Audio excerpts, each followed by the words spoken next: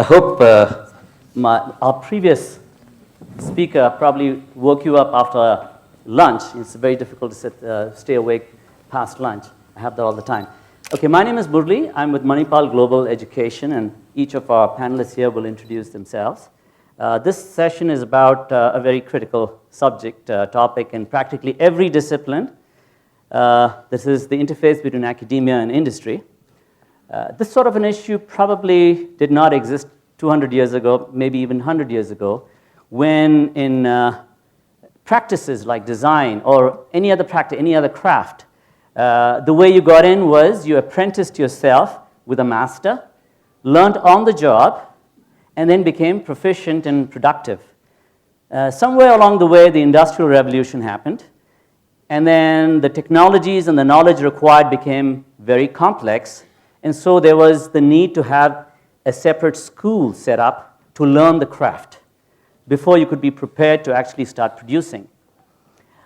In India, we have another problem. The Industrial Revolution didn't begin in India.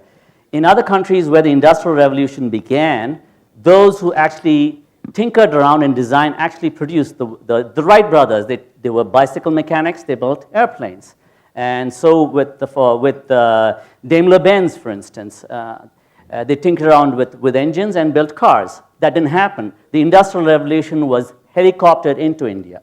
We started initially importing products, and after that we started building products to specs that were developed elsewhere. The last couple of decades, industry in India has become more and more sensitive to developing design sensibilities, and lots of design schools have come up. Nevertheless, there appears to be a disconnect between academia and industry, or real or perceived, and that's what the discussion here is going to be about, and how we can bridge that disconnect between the two. So we will start with our first panelist. You have a phone here. Please introduce yourself and present your views. Also, your name, your affiliation, and whether you're going to present the academic perspective or the industry perspective. Yeah. Hi, I'm Samir from UX Designs, from, of course, the industry perspective. Couple of thoughts I have. One of the major things with academia that I have seen in India, and I have not been to a design school in India, but in the US, that the practicality aspect is missing. How to practically do user experience design or any design work, that aspect is missing completely. I mean, I have seen now people coming up for internships for 3 months, 6 months, and learning from the industry. But people who have even master's degrees in design probably don't even know how to do user research. What are the fundamentals of research? How to do sampling, those things. Simple things, right, that we would expect at least from a master's student. But they know the entire process very well, thoroughly. And they have been taught to, kind of take that process ahead, blue sky thinking, do research. But industry doesn't work that way. Everyone knows that research is pretty expensive. And it really depends on the time and budget the project and client has. You cannot always go to 30 users and 40 users. But you can do some discounted usability or testing or some kind of research. So I think the practicality aspect is missing from the academia, is my viewpoint. Okay, can you speak to how you think one might approach addressing it? Just take a minute, no more than that. Yeah, absolutely. I think academicians can add a lot of value to the industry, the way you see in other maybe European countries, that a lot of cutting-edge research actually happens in the academic world, in universities. With the help of the industry, I think if we can set up that kind of platform, because in academics they would have the resources, the student resources at least, and industry has other kinds of resources. But when industry in their own world, they keep on doing things and projects, hardly get extra resources from the management to work on something that is cutting edge and extra. So I think if that fusion happens between industry and academia, to progressively do some kind of research in the experience or design field that could be consumed then by the industry, that would be one of the things that I would suggest. Thank you. Thank you. Yes. Hello, good afternoon. I'm Naveen Bagalkot from Sisti School of Art, Design and Technology. And as the name suggests, I represent academia. It's a hard word to pronounce, academia. Tongue twister, especially after lunch. Anyway, I kind of continue with what he stopped at. So yes, cutting edge research. And I agree that that's where we need to collaborate. And so my position is that that there are two ways that academia could actually contribute to industry in India, design academia, to design industry and any industry that is involved in services and products. One is, of course, that we need, academia could offer a very rich human resources as trained professionals, and we are not doing a good job of it. That's a point well taken. I've been here for the past 2 years in the space of academia, and I agree that we are not really doing a very good job of it. The second question that we could actually contribute is to cutting edge research. In my very brief experience of industry, I left industry and ran away from industry within 9-10 months, is that industry, it's very hard for industry to look beyond the next year, at least at the design level. It happens at the very top level, if it happens. There are hardly any industry that I know that look 5 years down the lane, in a very serious way, not just a marketing campaign.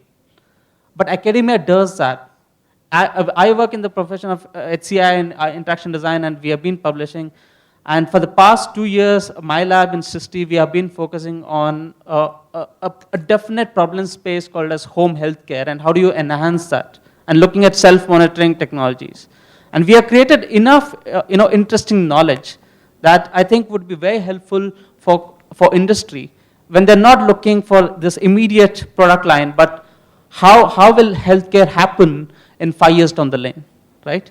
Or 4 years, 5 years down the lane. So that's, I think, is very interesting, and we would like to, and I would be very happy to work with the industry at that level. Thank you.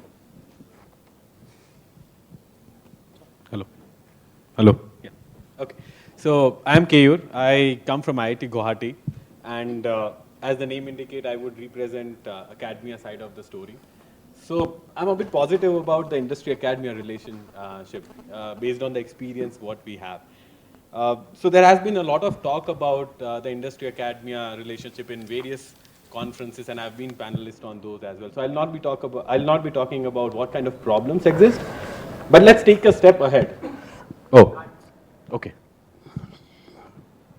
This is sort of, yeah, anyway. So let's take a step ahead about what can be done next. So let me just cite one example what we are doing, and maybe that will add a good overview about the problems that they are, both sides are facing. So we have just started a project with Nokia. Okay. Yeah, so, yeah, I think now this is fine. So, yeah, just, again, I'm Keyur from IIT Guwahati, whoever didn't know. But, so I was talking about, let's take a step ahead about industry and academia relationship. So I was citing an example of the recent collaboration that we have done with Nokia. Interestingly, the collaboration happened for the first time in India with Nokia Global Patenting Department. And when we asked about that, how come this is the first time it's happening in India? So they said that academia is very rigid in terms of giving IPs and other logistics to the industry. However, the same situation happens much better in China, where they have much better collaborations with universities and professors around them. So that's one side of the story when it comes to industry problems with respect to IT and other logistics. At least I can talk about the IITs and all. The grass is not greener on the other side as well. As a professor, I would certainly want, I have joined as a professor to have much more knowledge than what perhaps industry could give it to me, in terms of research, in terms of activities related to HCI, wearable computing, and so on. Perhaps that approach, when industry would look from an academia and look from a collaboration in terms of co-publishing the papers, publishing patents together, rather than just having a complete IP-based, IP-based collaboration. If that publication, research, knowledge, and that approach has been taken, then perhaps both sides would really take the discussion much ahead. But somehow we have been doing very good collaborations with the industry, considering all the big research labs in the country and the world. So I'm very positive about the kind of research collaborations what we are having right now. And it's been working out with us, with Microsoft, IBM, and other research labs, publishing joint papers in ACM and IEEE, as well as publishing patents as well. So somehow I represent the better side of the collaborations that we have. Can we move on, and then we'll come back later? Dominic? Hello, yeah, my name is Dominique. You probably noticed I don't look like a localite. I'm actually imported from abroad, and I enjoy my stay here in India now for 3 years, and I am in a bit delicate situation because I consider myself neither academia or industrialist now, or in industry now, because I had the feet in both parts. I've started actually to take the role of director of the ISD school with the within the DSK group in Pune since last June. And I think the reasons why actually I would have a positive opinion about industry and education collaboration is because actually the ISD is a school that has built up since 1987 a very specific relationship with the industry, as we are actually not having any academics in our university teaching. So you need just to know that I'm talking about 1987 because it's a school that's been found in France and which has been creating a collaboration with the DS Kulkarni group in Pune. And I would say that actually I don't see a gap between the industry and the academia. If I look at the experience I have made before joining ISD and after joining ISD, I fully agree though that there are a lot of areas where we have to work together, and probably what we are trying to assess and what is the area where we have to work the most on is actually that instead of talking we have to do. So basically I think that the gap the industry might actually feel, and I fully agree with that, is that many students understand the process, but if they don't have a process to follow, they are lost. So basically when I'm saying that what we would like to develop and what we are developing since 1987 is actually a policy where students learn how to make and learn to offer solutions. So I think that I would give the microphone to somebody else because otherwise we're running out of time. Good. But basically, thank you.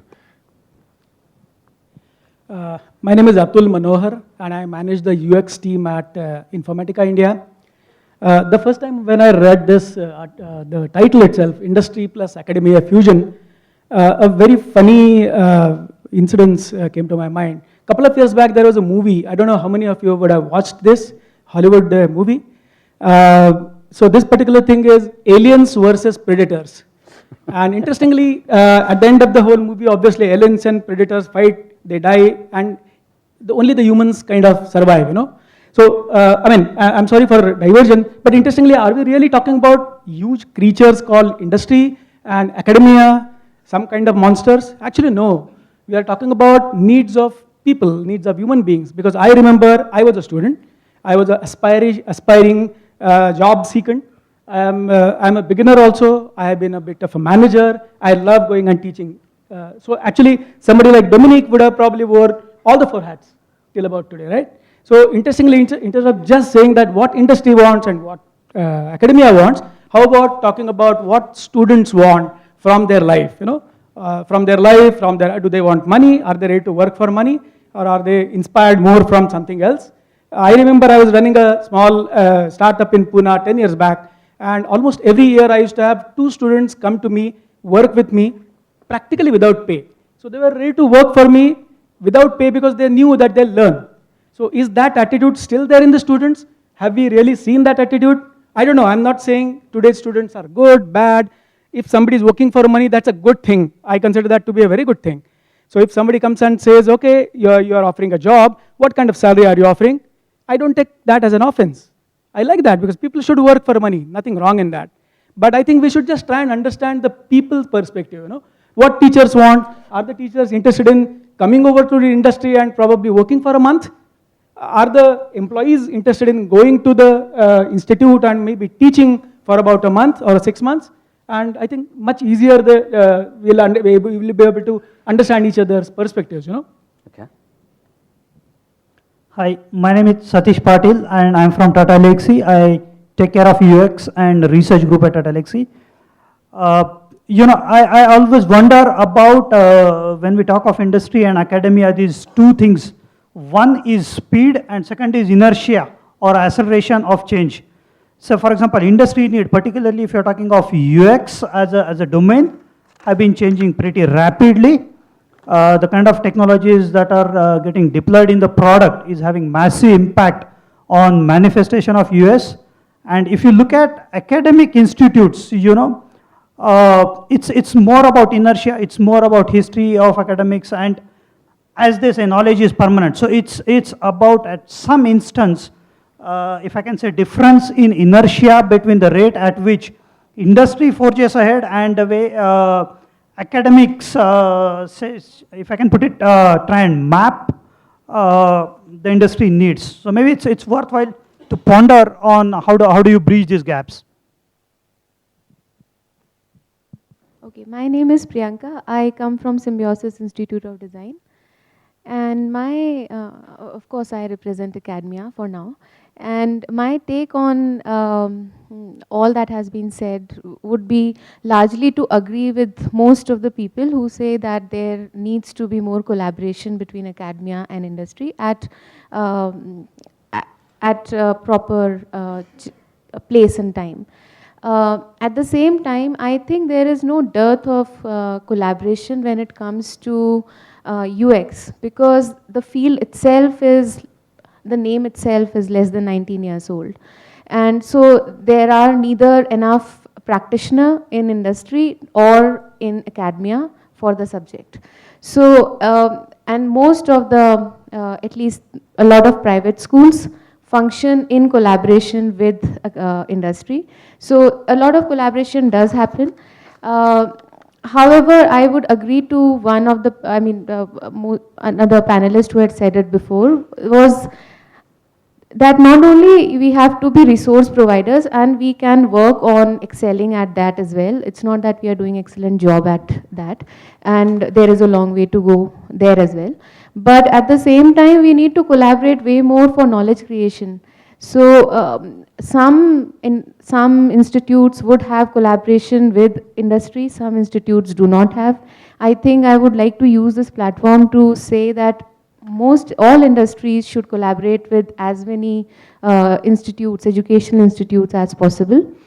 And lastly, since the topic of this, I think the forum, the conference was also a focus on customer experience, I think that is sort of a natural progression for user experience. So I think, and there are no institutes offering any kind of knowledge on that, at least in India. So we may like to collaborate and design a new course also, because in industry there's a huge dearth of courses or knowledge related to academia. Okay. Thank you. Okay, after this first initial expression of your sentiments on this issue, let me throw out one thing. What is one practical move, either from industry or academia, that you can suggest that could bring, if there's any gap, what could bridge that? What is one very specific, very practical move? It could be an initiative, it could be an activity, it could be whatever it is. Any of you could pick up. Yes, go ahead first. If I can put it this way, a very structured periodic review, maybe it's a bi-yearly or once in a 3 year, academic curriculums to see how best do they map industry needs. Okay, very good. Yes. Let me just add a bit to that. I think education is kind of all about experiencing. And if at all, just a crazy kind of a proposal wherein if I get to, yesterday there was a very interesting talk. It was about empathy. So if at all, I can, instead of talking about the students, come on, they don't do this, the teachers don't know how to teach. Instead of that, a professional comes up, stands up and says, I'm ready to take six days of training as a student, in your institute. Or I may volunteer to come over, and if at all you think I'm worth it, I volunteer to teach for 1 week. And vice versa, And vice versa, the students also come over and try and experience the kind of work environment that we are living in. To your point, actually, on the roadmap for 5 years, very few companies have the luxury to think beyond a quarter, unfortunately. So we are all running between the quarters, though theoretically there is a roadmap for 10 years, 5 years, and so on, but still we have to kind of match that run rate of the quarter and end our quarter rightly. So instead of planning for 5 years, how about experiencing small bits of each other's life? I think that will make our life much easier. Okay. You wanted to say something, Yeah. and then you can. Did you want? Okay. So I'll just put it in one word. That would be co-knowledge creation. Co-knowledge creation. Can you elaborate? Whether this could be in form of taking combined courses together, or having sponsored research projects, and even not. It will also help in terms of getting good students from a hiring perspective, but mainly from a perspective of co-knowledge creation. I would really want to put in that. Oh, yeah. After that, Dominic. Yes. I would continue on similar lines, but I'll be a bit more idealistic. My wet dream for an industry academia fusion is a lab that's already exists in Sweden. It's called as Mobile Life, if you've not heard of it. It's a lab that is actually managed by the Stockholm University, but it's an autonomous lab that's funded by the government of Sweden and also by corporations like Ericsson, IKEA, and other Scandinavian companies. And what they do is cutting edge research concepts that most likely, and also a lot of knowledge about human behaviors with technology. And a lot of it actually would come in the next 2 to 3 years. Well, so they are targeting the big things about the next 4, 5 years down the lane, but the way the lab works is people from industry go and work there.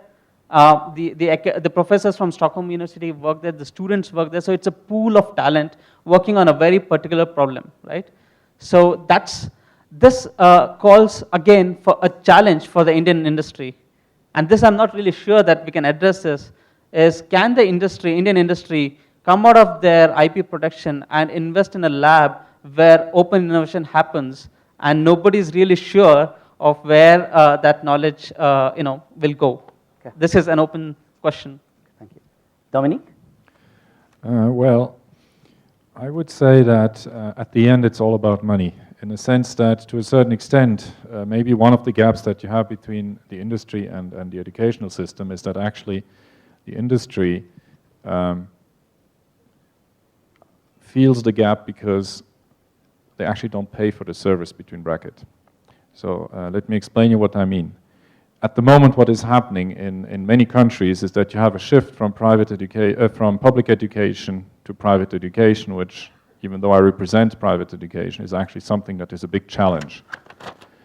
At the end, the industry is our client, if you look at it on a broad perspective.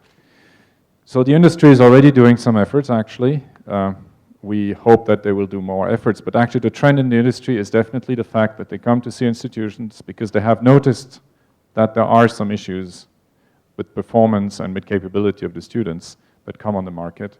And they tell us, okay, we would like to invest man hours, or we would like to invest project time, or we would like to invest even financially into your group, because we have recognized, and I think this is very positive actually, so I think that the gap is actually reduced progressively, because we have recognized actually that what we get from you might not necessarily be what we need.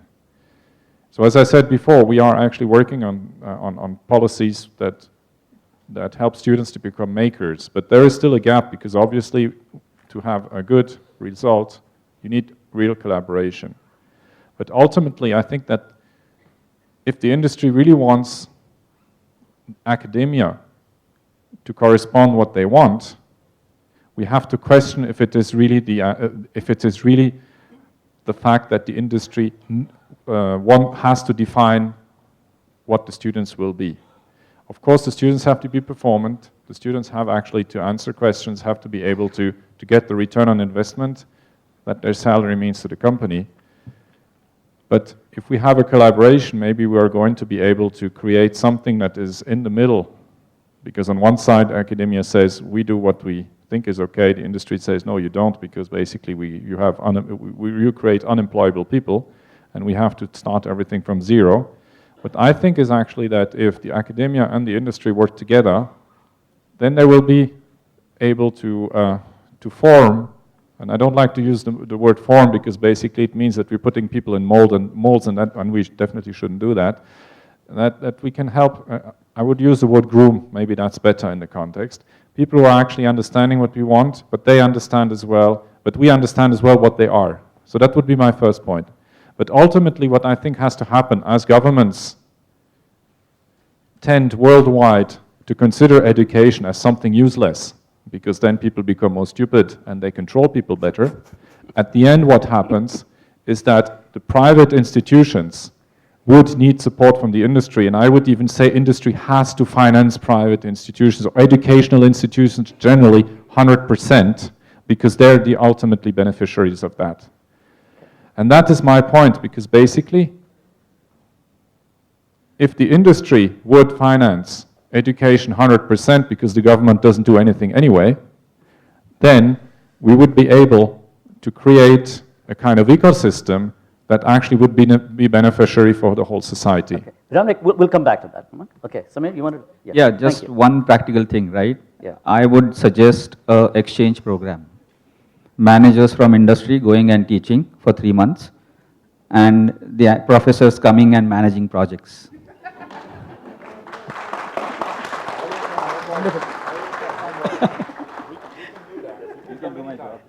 So Samir, that was really wonderful. So as a baby step in that, what we did a few months back was we had a research project wherein IIT Bombay IDC student and his guide was actually working with a couple of guys from my team to work on a kind of a research project. So there are certain challenges we have seen. On the industry side, we were it was very difficult because for our kind of a domain is slightly complex to understand, and for a newcomer it becomes almost 2 to 3 months of job to immerse into that and stuff like that, but that's okay. On the other side, on the industry side, on the institute side, they had a very fixed structure in which their projects could fit in, you know. So it didn't work as internships because that institute didn't have 6 months of internship. So they had something called projects, sponsored projects. So we kind of converted that sponsored project into really a research project which was internally treated as an internship. So you know what I'm saying? So these 3 adjustments are very much possible across. So I can just call my HR and say, by the way, he's an intern coming with me for 6 months. And if in reality, we are doing a research for the institute, we are doing actually a kind of a sponsored project. So there are the channels, I believe, are very much there. It's just the matter of the willingness and coming forward one step and saying, okay, I have got a research project. Are you game? Coming forward on the part of industry or academia? Coming forward on both the sides, because from the industry side, frankly, offering an internship project for about 6 months is, trust me, a lot of investment. So I've got only 10 people team, and one of my guys will be guiding this person for 6 months. A lot of babysitting over there. And a lot of investment, so that's a kind of a commitment from the industry, as well as academia should kind of trust me, saying that, okay, he'll learn actually in the industry. So that's the kind of trust I believe I'm talking about. Did you have one last thing to say? Okay, we'll do it. After that, I'll just seed a couple of questions, then we'll open up questions to the audience, okay? So if you can just be brief. Yes. Did you have one thing to say? Okay. I realize that. I just have one point. So we have been doing this. So professors from our institute, they actually go on a sabbatical at various research organizations and they work for a year or so. And similarly, researchers from the organization, they come to the institute and then work for a long time. So that exists, okay, you're saying, okay. So one issue is, on the one hand, we see that it's already happening, and in some other places, so one issue seems to be that information doesn't seem to flow easily around. There are some information barriers that seem to exist. So maybe there needs to be more coordination within academia and industry so that these opportunities, these experiments that are being conducted elsewhere are known across. Okay. Okay, go ahead, Dominic. So actually, I think that I see a gap because you talked about the industrial revolution. And this hasn't happened here, obviously. And you've talked about helicoptering technology into the country. So India is not the only country where this has happened. It happened in many other places at different decades. You have China, you have Japan, Korea. And actually, one gap that you could notice, and that can be the origin of this debate, is actually that design education is focusing, and design, the understanding of design is focusing primarily on the IT industry.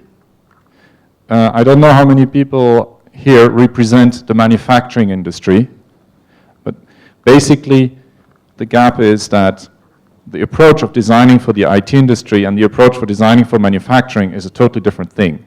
And there I think that actually the frustration of the industry can come, because basically designing for the IT industry is something that is less challenging, and don't understand me wrong, than designing for the manufacturing industry, for one very simple reason. The IT industry design principle is trial and error. And if you make a wrong code, it's not a problem, you write a new one. If you are designing for the industry and you are designing for the manufacturing industry, trial and error doesn't work, because otherwise maybe the brakes on your car don't work or the airplane falls down.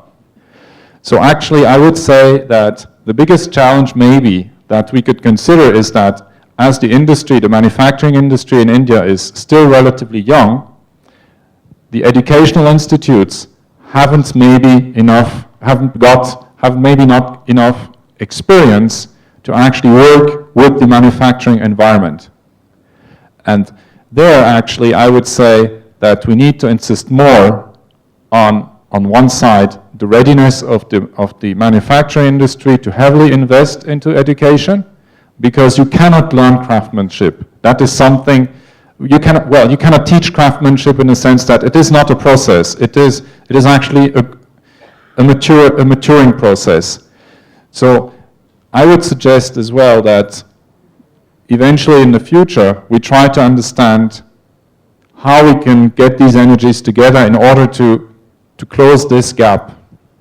Okay. May I take a minute? Okay, yeah. Interestingly, on your point, frankly, I am seeing a lot of positive synergy already. On a personal basis, I have experienced most of the institutes personally coming to me or people around here saying that, would you like to be on a panel of maybe the external examiner, or would you like to come over and probably take up a workshop in our industry, in our institute? And I believe most of the institutes have a designated person. I don't know what is the designation, but these guys are actually doing a great job. I mean, I personally have been contacted at least by 3 to 4 institutes till date, which is a good sign. Okay. Yeah. So I will just reiterate what some of the panel members have already said.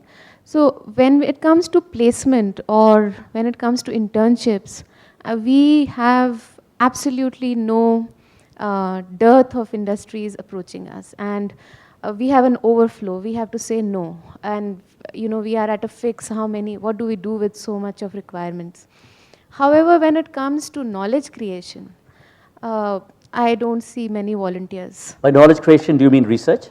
By research or yes, projects which would create in the end create some sort of knowledge. It could be a live project, it could be a hypothetical project. So this is not forthcoming from industry, is that what you're saying? Yes. Okay.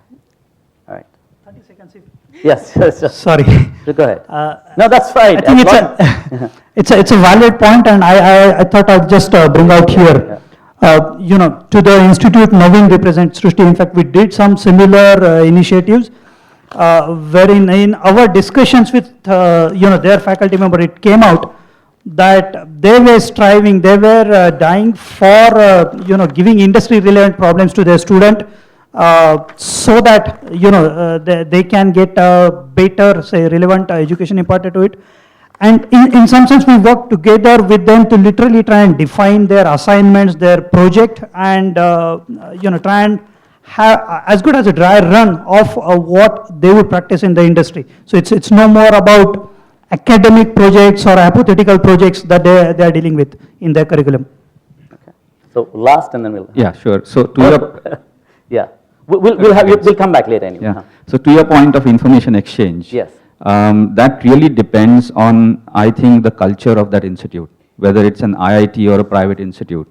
Because I can vouch for IIT Guwahati, we have not met, but people from IIT Guwahati come all the way and work with us for 6 months, and we are also writing papers with them. We've just written 2 papers right now.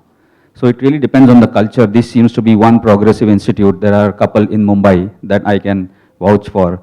They have started business design courses back in 2003, and they come and they involve industry. So culture is again an important aspect. Okay.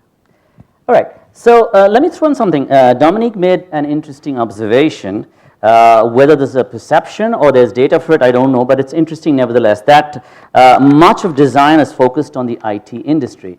Now, let's assume this is indeed correct. The fact is, the IT industry exploded in the last 20 years, and most of the customers were overseas, and they were demanding, and it's possible that the need for design was emphasized there because the Indian market had gotten used to accepting whatever the industry gave them because you had no choice. There was no competition, so people were resigned to getting, whereas the market overseas, there were free markets, and hence the IT industry especially needed design sensibilities. Now, of course, we have a new generation coming up, a lot of young people here who demand a good design, and perhaps there will be a shift in the local market, and therefore it will not be just IT, but other areas. What I'd like to ask of you is, some years ago we heard, whether or not they actually did it or not, in China they started 100 design schools. I mean, everybody was talking about it. Now we haven't seen an iPhone coming out of China yet, even though they've set up so many design institutions. Well, they come, but we know where they come from. We know. We're talking about design here. Now, can India hope to set up and produce world-class design? And if so, what does it take? What will it take? What kind of collaboration between academia and industry would it take to make that happen? To say India is where you come to for design. And you want to start? Okay, he'll start and then Dominique. Okay, that's a great one. Yeah. Interestingly, I mean, to the best of my knowledge, quite a few institutes are at this moment still struggling for a number of teachers. I could be wrong, I'm sorry.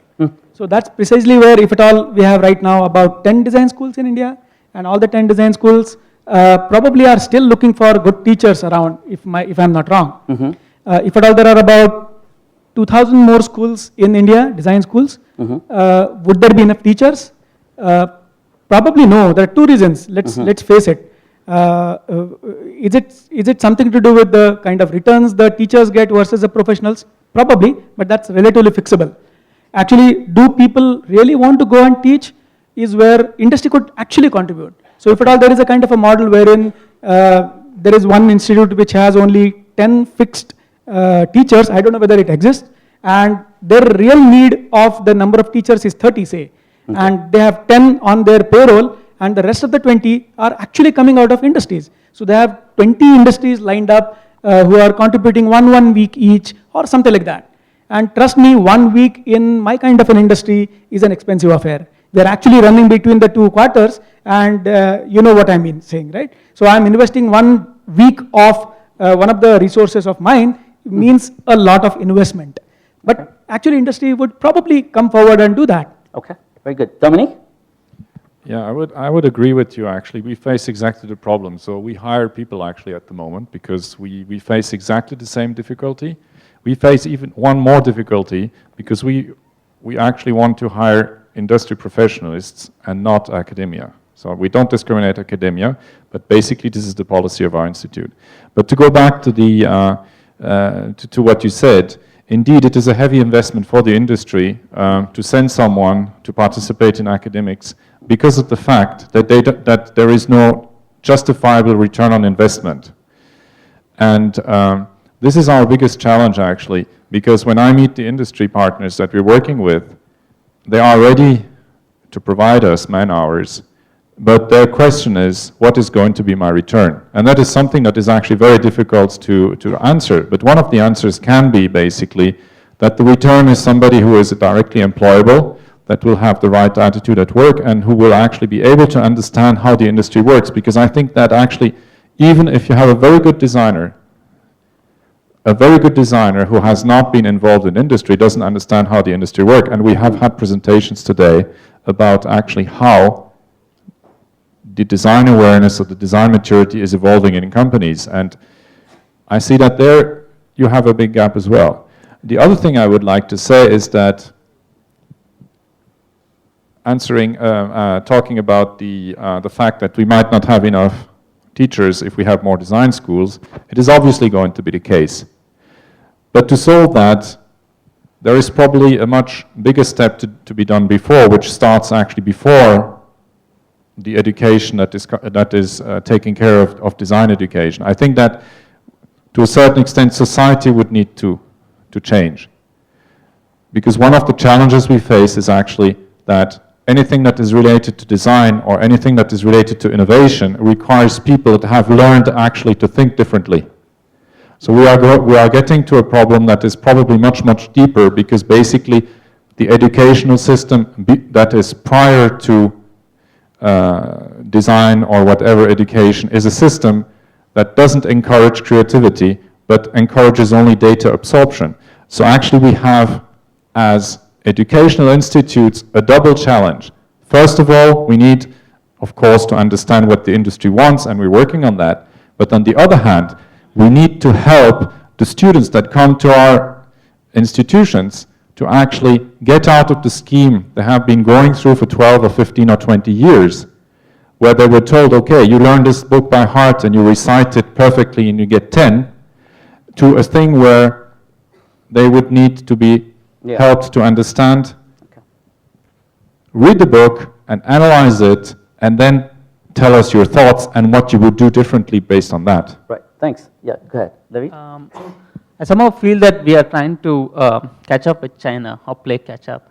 I was reading a tweet today, and somebody was tweeting that while we are still talking about, at the Prime Minister level, talking about come make in India, China is already talking about design in China, right?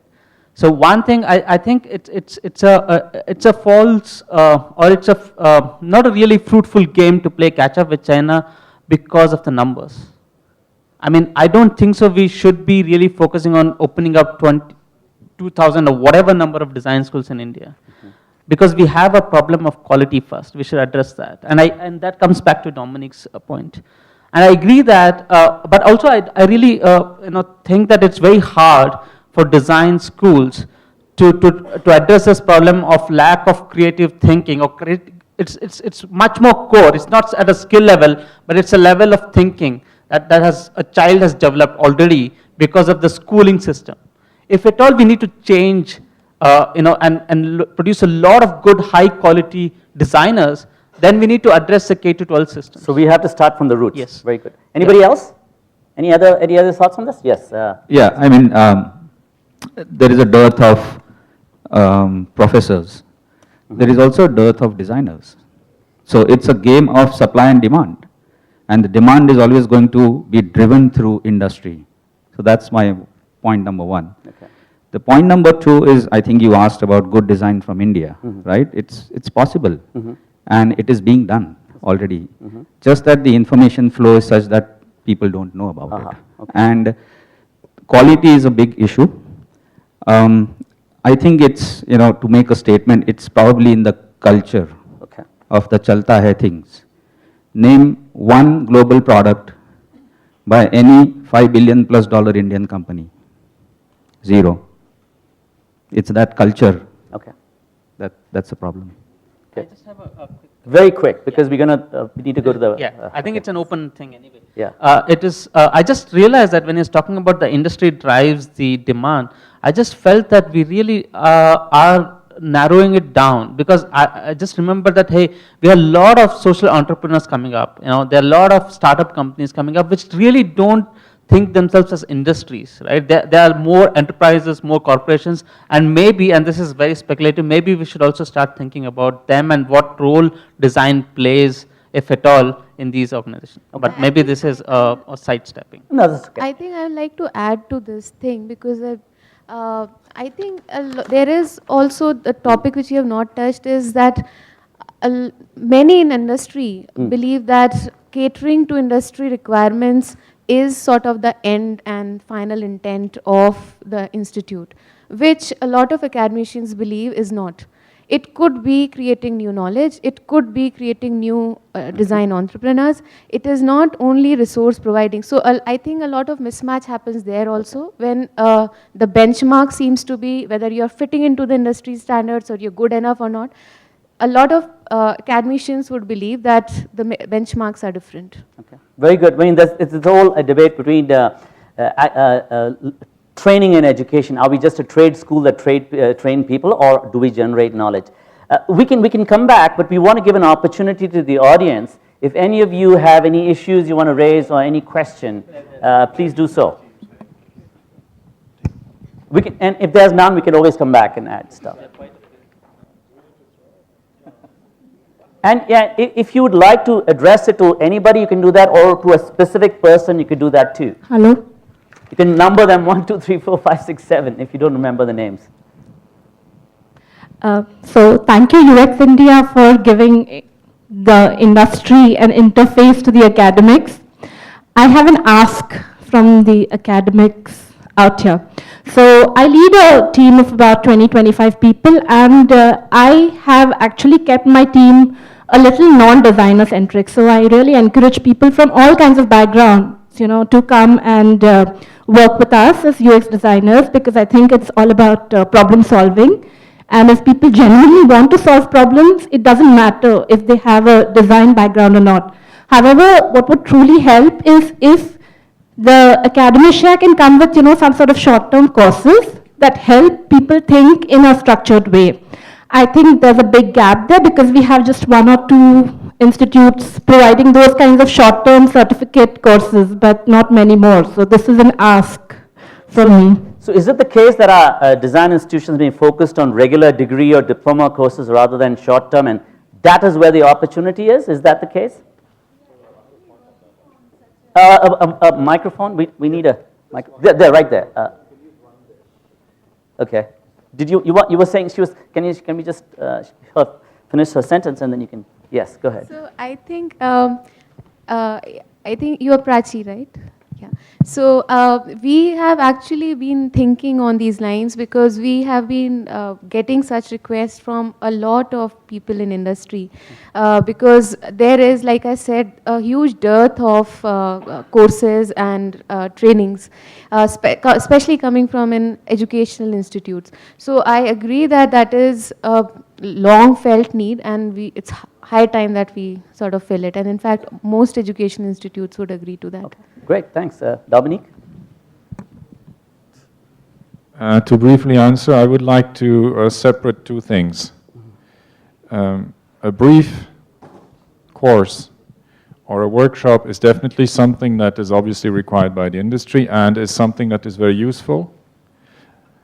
But we should not forget that actually, like any discipline that you learn in life, one part that really helps you to understand what you're doing is time, because that makes you more mature. So I think that on one side you can have a dream, and the market is requiring for that, to have a quick learning process how to become more structured about or how become a designer.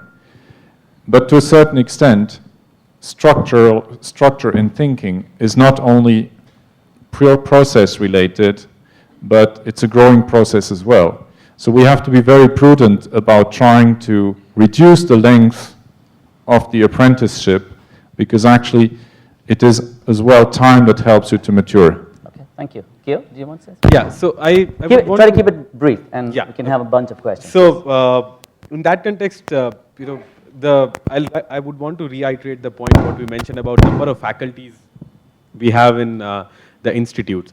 So already we have courses on bachelor's, master's, PhD, and postdoctoral research. So the faculties are already so tied up that they perhaps are unable to float that. So that's a pretty just like logistics that at least the IITs are facing. That's an excuse. You're not solving the problem. No, but I'm giving you the real picture. So that's the. I'm giving you the real picture.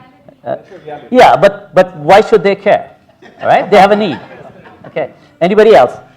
Yeah. No, I sympathize with you. I've been in academia, but okay. Anybody else? Any other question? Okay. Keep your question brief, and please keep your responses brief too. Yes. Somebody, the person at the back. Mind if I'll continue on this? 30 seconds, please. Okay. Okay.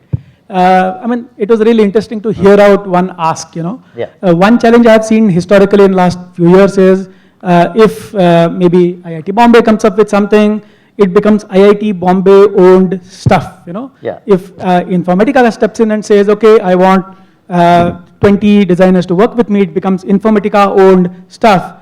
But where is Kaladhar? So interestingly, it's a great opportunity for UX India to stand up and say, we provide a platform wherein it's an auction, it's an eBay for research, for that matter. Great. So industries can say that, okay, I've got a research project wherein I'll be needing 2 students, 1 teacher working with us for about 4 weeks. This is the brief. Any interested guys, please raise your hands. And on the portal, some of the institutes will probably bid for it. I don't know, just stretching it too far. Here. Okay. So just stretching it too far. Yeah. But actually, that's a great platform on which people could. Actually, it's a demand and supply, I rightly said. So if at all I have a demand of such a project, I'll post my demand. If there is a taker, they'll pick it up and say that, okay, it matches my requirements. I bet by next year, some young person here would have set that up. So it's a great startup idea. Give me some stakes in the company. Thanks. Good. Great. The person at the back, yes, that person. Hello. You have a mic close by? Okay, we'll ask the person who has a mic, and then by that time we'll get a mic to you. Whoever has a mic, please ask your question. Yeah. Yes. Hello. As a senior design professional, I would like to know, as per the industry going on, I mean, it's rapidly changing as per the emerging technologies currently. So, is it as per the academic the courses that is syllabus is going on currently, that as per industry standards or industry oriented, if the syllabus is changed or something, if it is profitable or something like in industry, I mean in the companies, there are something like mentoring kind of something like programs or events, if it is that will be more profitable or advantageous, which one will be you guys think or throw some light that will be very advantageous? Anybody? Okay. I didn't get the question. Hold on, is the question Yeah, can you state the question in 10 words? Simple form. Yeah, I mean to say, which one will be more profitable for the person who is entering into the design industry? So what kind of workshop would be more useful for the trainee, person seeking a...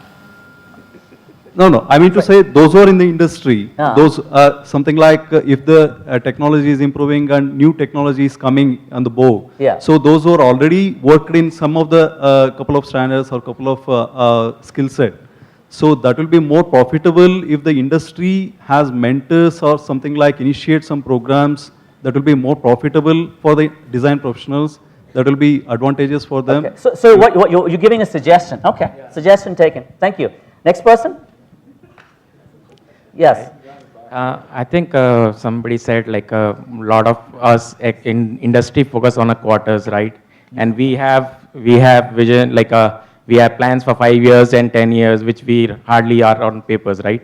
Why don't you pass on your plans that are on papers to the academia? Okay. Let academia be ahead of the industry.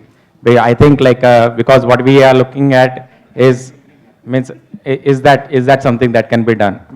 Give your 10-year plans. My 3-year-old daughter learns to play a mobile game much faster than me. Can't the academia be advanced than the industry? Anybody? Yes, go ahead. Yes, go ahead. No. Oh, yeah. Mike. Quick, very brief. Okay. It is. Okay. Okay, all of you who agree, just raise your hands and we'll skip. Okay. No, I'll bring in the third dimension here. Yeah. And I think government is doing a lot to that effect. It's not about industry and academia for that matter. For example, in this Prime Minister's Technical Committee, they appointed Ram Durai, and there are senior industry professionals helping government, if I can put this way, constitutionalize some of these policies towards education, including design education. Anybody else? Any other response? Are you done? Are you going to Actually, say at the top level, we are talking about the policies. Let me try and delve into the person, going back to my story of aliens. Yeah. So at the human beings level, when a student comes to the industry, what are the lacunas industry finds it? So actually there is I don't have any complaints, frankly, from the students who have worked with me traditionally.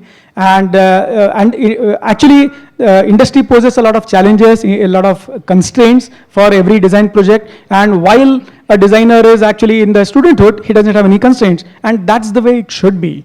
So I'm not imposing that all the institutes should jump in and say that they please work like industry, you have these 3 constraints, you have budget constraints and stuff. It shouldn't be that way. So it should be very different, and industry should kind of accept that students coming out of the institute are not going to be kind of fully professional as such, which is perfectly fine. 3 months they'll pick it up. Okay, very good. Any other response? Okay. Next, this lady right here. Yeah, just grab the. I have the mic now. Okay. Oh, okay. He's a mic dude. Okay. He who has the mic. Yeah. Go ahead. Okay. So my question is. So when I was a student, I had the same concern which I have now when I am a professional, as a design professional. The question is, when I was a student, I did an internship and I was not allowed to present the content anywhere else, IP thing. Now when I am in a service industry, I cannot recruit any intern because I work for some other clients, IP thing. What do I do? So is this the issue of law? Is it an issue of practice? What is it? Yes. Okay. And this is what I meant when I threw this challenge to the industry. That I believe, I honestly believe that there is a space that comes very early before a product comes into its life and its conception, where industry and academia and all other stakeholders can work in an open lab, open innovation space. And I think we need to work towards that. And that's the only way I think that we could solve the IP problems that we all human beings, as it talks about. So how would you make this happen? Let's say, what is one thing that needs to be done? I mean, this is the goal. How do you get to it? Yes. Yeah. So, okay, taking from my own experience, right? I've been working with our lab in this space on, out of clinic healthcare. I'm sure there are many industries here who are working. What do you do? Here's a step to be taken by. That's what I'm saying. What is it? Yes. So, let's have a meet. Let's discuss, and what are big problems that you're facing, and let's set it up, right? Okay. Give me 2 resources. I'll give you 3 resources. Let's work on 3 months, 4 months. Okay. Can UX India be the forum where that begins? Sure. Okay. Very good. All right. Can we have this lady? Yes. Okay. To start with, I have a question. On this panel, there's no student. At the end of the day, you're talking about students. You're talking about how they should be reacting in the situation. Very good. So is that you have a question? I hope. Yeah, I have. This is just to start with. So the next point I want to make here, in terms of the conversations that we've been having between the industry and academia, there's one more person, that's the alumni. How many of these institutes actually engage alumni to create, say, some sort of mentorship? So that in that way, you're not being only a money-minded industry, and you're not being only an academy-oriented institute, but you also have somebody in between who's more emotional about, say, the institute and teaching somebody. So that could be one more thing. Now my question here is, don't you think the education system in a design school needs to be different from a management school, a law school, and a medical school? So it's actually not. Because when we are given assignments and we are giving, say, internships, the structure is so formed, it's so stringent, that when you go out to the industry and you want to learn something new, you don't. Because you've been told X, Y, Z is real. Anything beyond that is probably not a part of your curriculum. So I think that sort of openness is not there in the design institutes, and I'm saying this on... Okay, this is a big question. Now, whether this perception matches with the reality, or is this a perception, is it real, what needs to be done? Go ahead, folks. So regarding the alumni part, so again... No, let's focus on the yes, because I think that's the, yeah. Well, maybe you're in the wrong school. That's my first comment. Second comment is, actually, we've just heard from the industry that they need to learn how to think structurally, if I remember well. So maybe the issue you're talking about is because of the fact that structural thinking in the environment you're confronted to is not being applied to the right area. So that is what I would like to answer, because basically it is obvious and that students are asked to be creative, to think differently. But on the other hand, if they want to be heard, listened, and efficient in the industry, they have to learn how the industry works in order for them to be adopted by the industry, and we had actually a presentation about this. So I would say that it is a very subtle balance between being crazy and between being boring, okay? So maybe you need to go to another institute. All right, anybody has a more practical suggestion? Yeah, so I would like to take an opportunity over here with this question. What we both are trying to mention, me and Naveen, regarding the co-creation, co-knowledge part of it. So if industry comes together and a research lab is set up at an academic institution, perhaps the point what you're trying to make regarding the kind of freedom of work and the creativity that you can have while working is much more possible, because we both have been doing in our labs, and it's really working out in terms of industry, adding up industry perspective as well as academic and research perspective both. Anyone? By the way, we're closing after this. Anybody has any last words, not just speaking to this or anything else regarding the academia industry interface? Very briefly, do you have any words to share? Anything you wanted to say, you can say it now. You want to, go ahead. Yeah, last comments taking from this point is we would actually want and look forward to design leaders in academia, especially in India, which I don't see right now. Okay, thank you. I agree. And